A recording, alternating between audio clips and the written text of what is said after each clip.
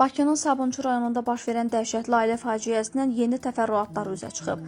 Hadisə iyulun 8-də gecə saat 3 radələrində Ramana qəsəbəsində qeydə alınıb. Mənzildən 1985-ci il təvəllüdlü Coşqun Nurəddin oğlu Bağırov və həyat yoldaşı 1985-ci il təvəllüdlü Nübar Kərim qızının meyitləri aşkar edilib. İlkin araşdırmalara görə Coşqun Bağırov əvvəlcə həyat yoldaşını xüsusi amansızlıqla qətlə yetirib, daha sonra evin zirzəmisinə enərək öz həyatına son qoyub. Qadının meyitinə baxış zamanı onun boyun nahiyəsində bıçaq xəsarətləri aşkarlanıb. Məlumata görə, yaxınları gecə saatlarınadək onlarla əlaqə saxlaya bilməyib. Mənzilə baxış keçirilən zaman kişinin meyiti zirzəmidə, qadının meyiti isə evin otaqlarından birində tapılıb. Araşdırmalar zamanı müəyyən edilib ki, Coşqun Bağırov əvvəllər narkotik maddələrlə bağlı cinayətə görə məhkum olunub və cəzasını çəkdikdən təxminən 15 gün əvvəl azadlığa buraxılıb. Onun həbsdə olduğu müddətdə ailənin yaşadığı ev satılıb.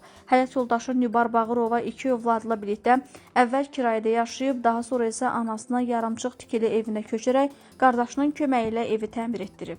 Bildirilir ki, Coşqun Bağırov azadlığa çıxdıqdan sonra həyat yoldaşı ilə yenidən barışmağa çalışıb. Nübar Bağırova əvvəlcə buna razılıq verməsə də, anasının təkidi ilə onlar yenidən bir araya gəliblər.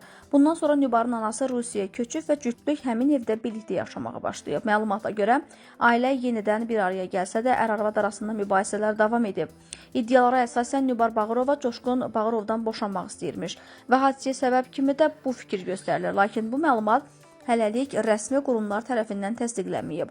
Hadisədən bir gün əvvəl Coşqun Bağırov 2 az yaşlı övladını qohumlarının evinə apararaq bir müddət orada qalmasını istəyib.